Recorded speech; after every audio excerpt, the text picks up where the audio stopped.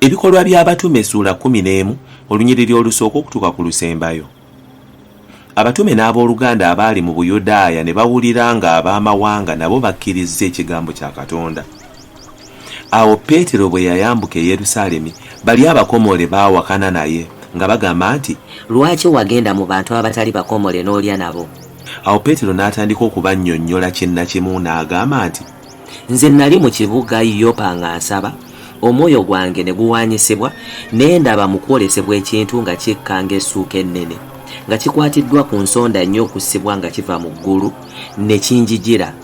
Bwe neekaliriza amaaso ne ndowooza ne ndaba ebisolo by'oku nsi ebirina amagulu 40 n'ebisolo eby'omu nsiko n'ebyewalula n'ennyonyi ez'omu bbanga. Era ne mpulira eddoboozi nga liŋŋamba nti, Peetero, yimirira osale olye." Naye ne ŋŋamba nti, "Nedda mukama wange, kubanga ekintu eky'omuzizo newankubadde ekitali kirongoofu tekiyingiranga mu kamwa kange n'akatono." Naye eddoboozi ne linziramu omulundi ogwokubiri nga liva mu ggulu nti, "Katonda kyalongoosezza tokifuulanga ggwe kya muzizo." Ne kiba bwe kiti emirundi 3, byonna ne birinnyisibwa nate mu ggulu.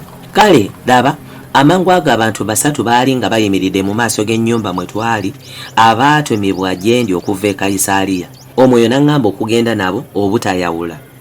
Bano abooluganda 6 ne bagenda nange, ne tuyingira mu nnyumba y'oli, n'atubuulira bwe yalaba malayika mu nnyumba ye ng'ayimiridde ng'agamba nti, "Tuma e Yopa oyite Simooni erinnya lye eryokubiri Peetero, alikubuulira ebigambo ebiri kukolebwa ggwe n'ennyumba yo yonna." Bwe nnali kyenje ntandika okwogera, Omwoyo Omutukuvu n'abagwako era nga bwe yasookera ku ffe.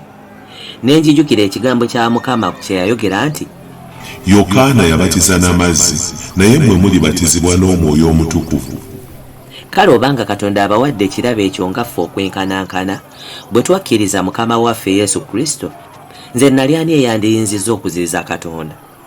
Bwe baawulira ebyo ne basirika ne bagulumiza Katonda nga bagamba nti, "Kale Katonda awadde n'ab'amawanga okwenenya okutuuka mu bulamu." N'abo abaasaasaana mu kuyigganyizibwa okwaliwo ku Suteefano ne batambula okutuuka e Foyinike ne Kupulo ne Antiyokiya, ne batabuulira kigambo muntu mulala wabula Abayudaaya bokka.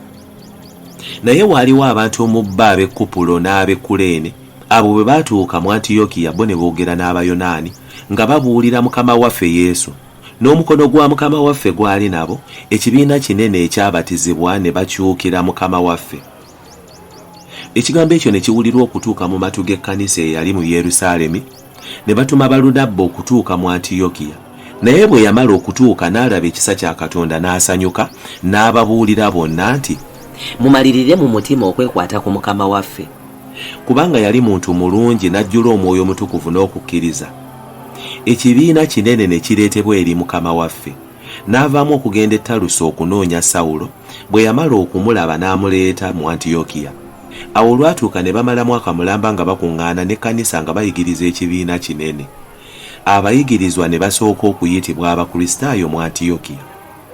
Mu nnaku ezo bannabbi ne bava e Yerusaalemi okutuuka Antiyokiya. N'ayimirira omu mu kkubo erinnya lya Gabo, n'abuulira ku bw'omwoyo nti waliba enjala nnyingi mu nsi muno, nayo yabaawo ku mirembe gya Kulawudiyo.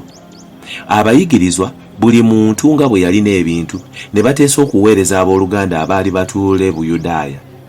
N'okukola ne bakola bwe bati ne baweereza abakadde mu mukono gwa Balunabba ne Sawulo.